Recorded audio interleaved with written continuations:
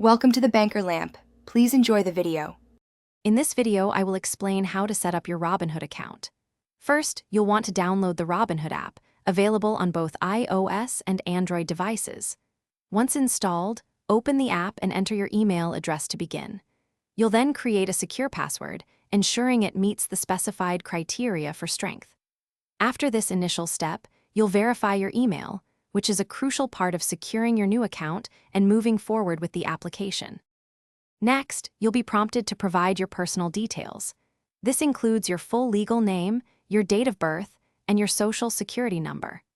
Robinhood uses this information to verify your identity, a standard regulatory requirement for financial institutions. You'll also input your current residential address and some basic employment information. This entire process helps ensure the security of your account and compliance with financial regulations, typically taking just a few minutes to complete. Once your identity is verified, it's time to fund your account. You can easily link your bank account by providing your bank's online login credentials. Robinhood offers instant deposits, allowing you to access funds immediately, often up to $1,000, for buying power. For larger amounts, funds usually clear within 2 to 3 business days. Consider setting up recurring deposits to automate your investing strategy and build your portfolio consistently over time. With your account funded, you're ready to explore the Robinhood platform.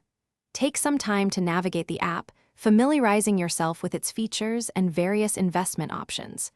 You can research different stocks, exchange-traded funds, and other assets available for trading. Robinhood allows you to start investing with as little as $1 through fractional shares, making it accessible for everyone. When you feel ready, place your very first trade and begin your investing journey. Thanks for watching. If this was helpful, leave a like and consider subscribing. See you next time.